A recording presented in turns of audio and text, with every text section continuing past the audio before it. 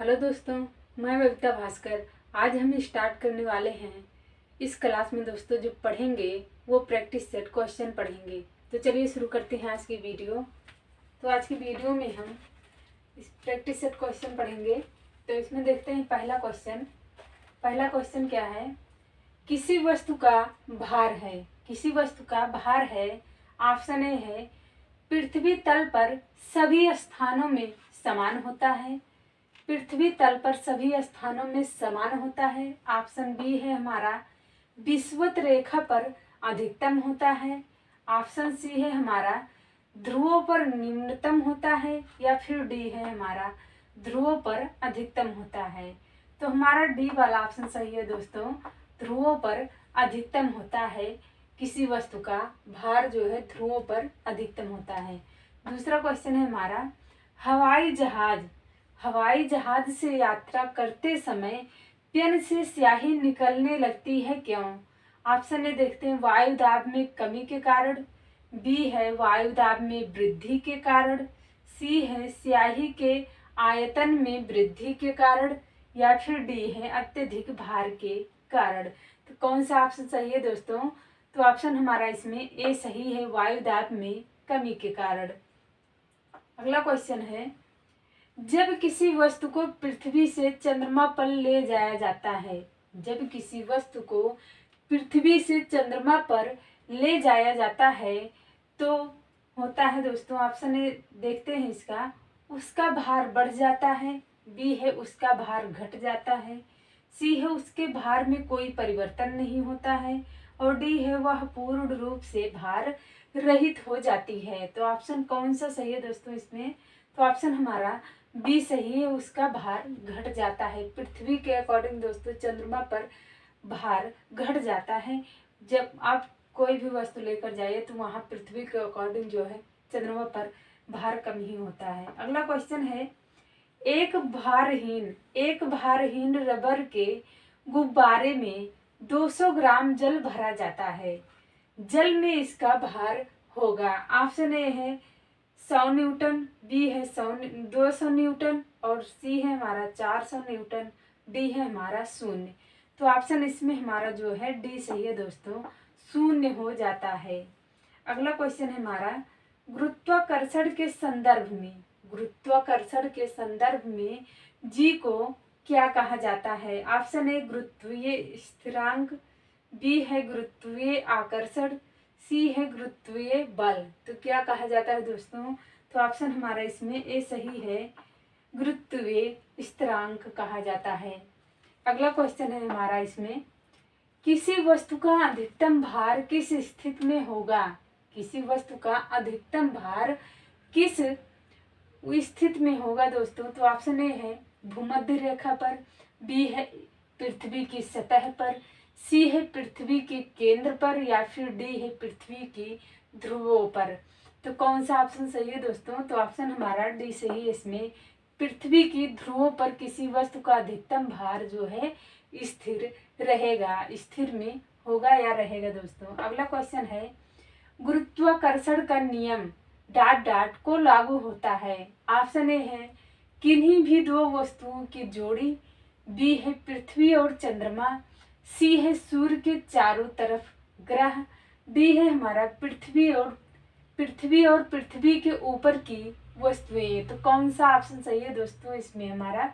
तो ऑप्शन हमारा इसमें ए सही है, किन्हीं भी दो वस्तुओं की जोड़ी। अगला क्वेश्चन है हमारा ब्रेक लगाने पर वाहन को रोकने वाले बल को क्या कहते हैं। तो ऑप्शन ए है गुरुत्वीय बल कहते हैं, बी है वांडर डैश वाल्स बल कहते हैं, सी है घर्षण बल कहते हैं, या फिर डी सह संयोजक बल कहते हैं। तो कौन सा ऑप्शन सही है दोस्तों। तो ऑप्शन हमारा सी सही है, उसे घर्षण बल कहा जाता है। अगला क्वेश्चन है हमारा संवेग के परिवर्तन की दर क्या होती है। संवेग के परिवर्तन की दर क्या होती है। ऑप्शन ए है क्षेत्रफल होती है, या फिर बी दबाव होता है, या फिर सी बल होता है, या फिर डी वेग होता है। तो ऑप्शन हमारा कौन सा सही है इसमें। तो ऑप्शन हमारा इसमें सी सही है, बल होती है। अगला क्वेश्चन है किसी वस्तु का भार किसी वस्तु का भार उस समय न्यूनतम होता है जब उसे रखा जाए। ऑप्शन ए उत्तरी ध्रुव पर, बी है दक्षिणी ध्रुव पर, सी है विषुवत रेखा पर, या फिर डी है पृथ्वी के केंद्र पर। तो कौन सा ऑप्शन सही है दोस्तों? तो ऑप्शन हमारा डी सही है। पृथ्वी के केंद्र पर किसी वस्तु का भार उस समय न्यूनतम हो जाता है दोस्तों जब पृथ्वी के केंद्र पर रखा जाए। देखते हैं दोस्तों, अगला क्वेश्चन है हमारा, लोहे की एक छोटी गोली, लोहे की एक छोटी गोली पानी में डूब जाती है जबकि जहाज जलयान पानी पर तैरता रहता है। यह सिद्धांत निम्न में से किस वैज्ञानिक के सिद्धांत पर आधारित है? ऑप्शन ए देखते हैं अल्बर्ट आइंस्टाइन, बी है ब्लेज पास्कल, सी है न्यूटन और डी है आर्किमिडीज। तो कौन से वैज्ञानिक पर आधारित है? तो ऑप्शन हमारा डी सही है, आर्किमिडीज के सिद्धांत पर दोस्तों आधारित है। अगला क्वेश्चन है, नींबू निचोड़ने की मशीन है, नींबू निचोड़ने की मशीन डॉट डॉट है। ऑप्शन ए देखते हैं प्रथम श्रेणी का उत्तोलक है, बी द्वितीय श्रेणी का उत्तोलक है, सी तृतीय श्रेणी का उत्तोलक है, या फिर डी इनमें से कोई नहीं। तो कौन सा ऑप्शन सही है दोस्तों? तो बी वाला ऑप्शन हमारा सही है, द्वितीय श्रेणी का उत्तोलक है नींबू निचोड़ने की मशीन। अगला क्वेश्चन है, जी का मान न्यूनतम होता है, जी का मान न्यूनतम कहाँ पर होता है दोस्तों? देखते हैं। तो ऑप्शन ए है विषुवत रेखा पर, बी है उत्तरी ध्रुव पर, सी है दक्षिणी ध्रुव पर, डी है कोई नहीं। तो ऑप्शन ए हमारा सही है दोस्तों, जी का मान न्यूनतम विषुवत रेखा पर होता है दोस्तों। आगे देखते हैं, अगला क्वेश्चन है, स्टीयरिंग में फ्री प्ले किस कारण आती है? ऑप्शन ए है स्टीयरिंग के ढीले होने के कारण, बी है टायरों के घिसने के कारण, सी है स्टीयरिंग के हार्ड होने के कारण, डी है उपर्युक्त में से कोई नहीं। तो ऑप्शन ए इसमें सही है दोस्तों, स्टीयरिंग के ढीले होने के कारण। अगला क्वेश्चन है, लिफ्ट में एक लड़के का आभासी भार उसके वास्तविक भार से अधिक होता है जबकि लिफ्ट जा रही है। ऑप्शन ए है एक नियत वेग से नीचे की ओर, बी है एक नियत वेग से ऊपर की ओर, सी है एक नियत त्वरण से नीचे की ओर, और डी है एक नियत त्वरण से ऊपर की ओर। तो ऑप्शन हमारा इसमें डी सही है दोस्तों, एक नियत त्वरण से ऊपर की ओर। अगला क्वेश्चन है हमारा, यदि हम दरवाजे के कब्जे पर तेल लगाते हैं, यदि हम दरवाजे के कब्जे पर तेल लगाते हैं तो घर्षण ऑप्शन ए है बढ़ जाएगा, बी है घट जाएगा, सी है अपरिवर्तित रहेगा, डी है पूर्णतया समाप्त हो जाएगा। तो ऑप्शन इसमें हमारा बी सही है दोस्तों, घट जाएगा। कभी कभी ऐसा होता है कि जब हम दरवाजा को खोलते हैं और बंदते हैं तो उसमें जो लगा होता है कभी कभी आवाज करता है ज्यादा वहां पर। तो जो कब्ज होता है यानी कि जो लोहे का पार्ट होता है वहां से ही कुछ आवाजें आती जाती हैं। तो अगर इस पे तेल लगा दिया जाता है दोस्तों तो वो जो है आवाजें जो है घट जाती हैं। अगला क्वेश्चन है हमारा, एक व्यक्ति का द्रव्यमान पृथ्वी पर 72 किलोग्राम है। चंद्रमा की सतह पर जी का मान 1/6 है। चंद्रमा पर व्यक्ति का द्रव्यमान क्या होगा? ऑप्शन ए देखते हैं 12 किलोग्राम, बी है 120 किलोग्राम, सी है 72 किलोग्राम और डी है हमारा 432 किलोग्राम। तो कौन सा ऑप्शन सही है दोस्तों? तो ऑप्शन हमारा सी सही है, 72 किलोग्राम ही रहेगा। अगला क्वेश्चन है, समान भार में पदार्थ की मात्रा होगी, समान भार में पदार्थ की मात्रा होगी। ऑप्शन ए है उत्तरी ध्रुव पर न्यूनतम, बी है भूमध्य रेखा पर न्यूनतम, सी है चंद्रमा पर न्यूनतम, डी है उपर्युक्त सभी स्थानों पर समान। तो ऑप्शन हमारा डी सही है दोस्तों, उपर्युक्त सभी स्थानों पर समान रहेगा। अगला क्वेश्चन है, चंद्रमा पर वायुमंडल अनुपस्थित है क्योंकि? चंद्रमा पर वायुमंडल अनुपस्थित है क्योंकि देखते हैं ऑप्शन, ऑप्शन ए है यह पृथ्वी के निकट है, बी है यह पृथ्वी की परिक्रमा करता है, सी है इसका गुरुत्वीय त्वरण कम है, डी है इसका गुरुत्वीय त्वरण अधिक है। तो कौन सा ऑप्शन सही है दोस्तों? तो ऑप्शन हमारा सी सही है, इसका गुरुत्वीय त्वरण कम है। अगला क्वेश्चन है हमारा, पृथ्वी के अंदर पृथ्वी के केंद्र पर दोस्तों, पृथ्वी के केंद्र पर किसी पिंड का भार है। ऑप्शन ए देखते हैं शून्य, बी है अनंत, सी है हमारा ध्रुवों पर और ध्रुवों पर भार से थोड़ा कम, और डी है सी है हमारा ए बी सी, डी है हमारा विषुवत रेखा पर भार से थोड़ा कम। तो कौन सा ऑप्शन सही है दोस्तों? तो ऑप्शन हमारा इसमें ए सही है, शून्य होगा। देखते हैं दोस्तों अगला क्वेश्चन है हमारा, हम वायुमंडल के भार से पिचकते नहीं हैं, क्योंकि क्या कारण है दोस्तों? ऑप्शन ए देखते हैं, हमारे शरीर के भीतर का दाब वायुमंडलीय दाब के बराबर है और यह बाहर के दाब को निरस्त कर देता है। दूसरा कारण देखते हैं बी वाला, हमारे शरीर के भीतर का दाब वायुमंडलीय दाब की अपेक्षा अधिक है। सी वाला ऑप्शन देखते हैं, हमारे शरीर के भीतर का दाब वायुमंडलीय दाब की अपेक्षा अधिक है और यह बाहर के दाब को निरस्त कर देता है। डी वाला ऑप्शन है, हमारे शरीर के भीतर का दाब वायुमंडलीय दाब की अपेक्षा कम है। तो कौन सा ऑप्शन सही है दोस्तों? तो ऑप्शन हमारा इसमें सी सही है, हमारे शरीर के भीतर का दाब वायुमंडलीय दाब की अपेक्षा अधिक है और यह बाहर के दाब को निरस्त कर देता है। अगला क्वेश्चन देखते हैं, 27 किलोग्राम भार तुल्य होता है, 27 किलोग्राम भार तुल्य होता है।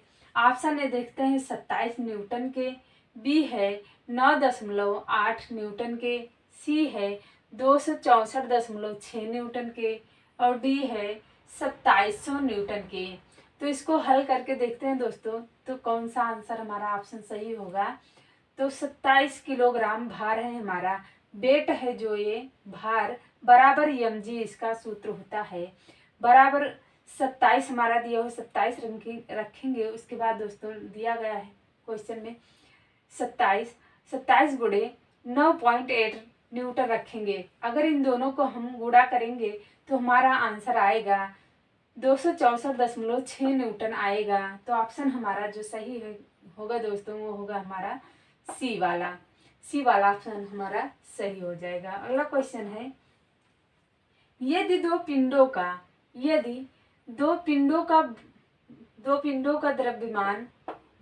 का द्रव्यमान आधा कर दिया जाए तो उनके बीच लगने वाला गुरुत्वाकर्षण बल हो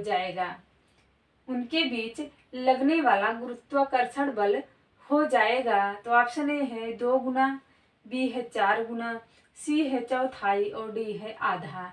तो यहाँ पर हल करके देखते हैं कौन सा ऑप्शन हमारा सही होगा।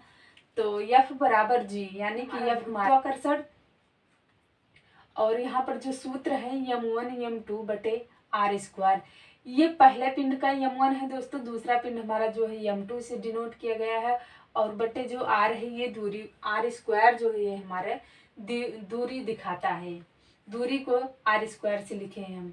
यहाँ पर देखते हैं F बराबर G, अगर हम इन दोनों पिंडों को दोस्तों आधा कर दें, इन दोनों पिंडों को अगर हम आधा करते हैं तो 1/2 m1 पहला पिंड हो गया गुणे 1/2 m2, इन दोनों को आधा करने के बाद बटे r स्क्वायर हो गया यहाँ पर।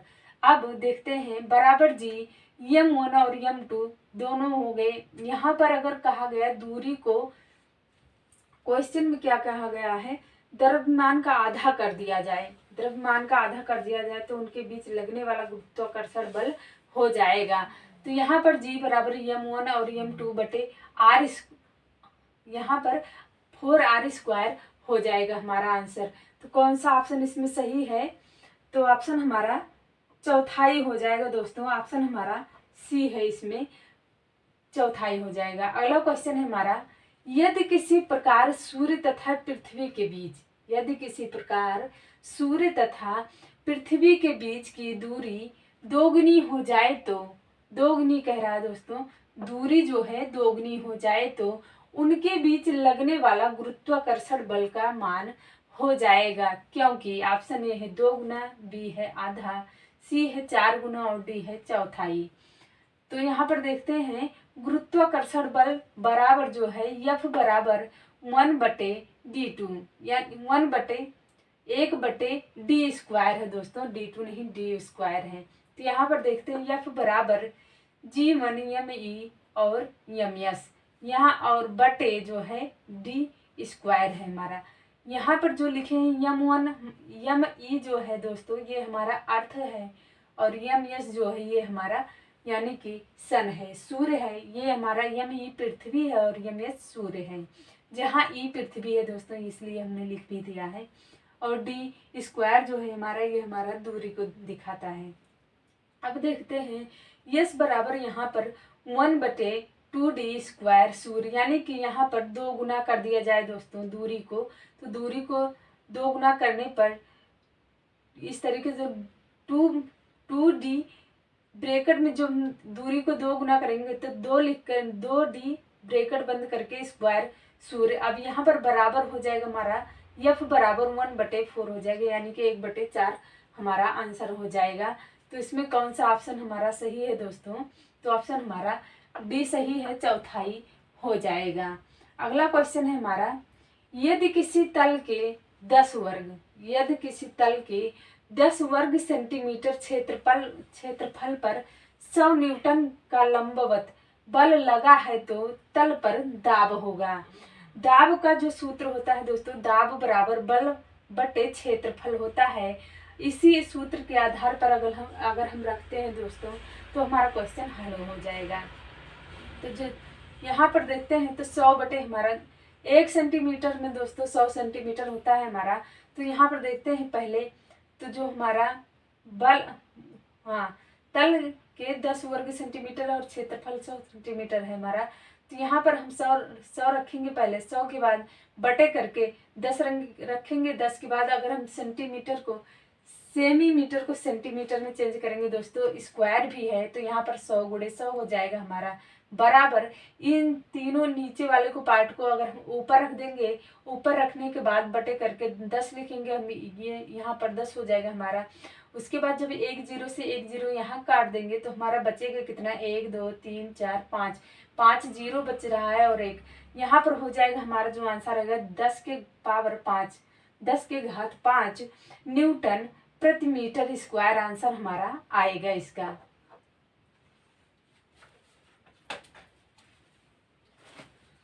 तो दोस्तों आज की वीडियो हमारी यहीं पर समाप्त हुई। आप लोगों को बहुत बहुत धन्यवाद।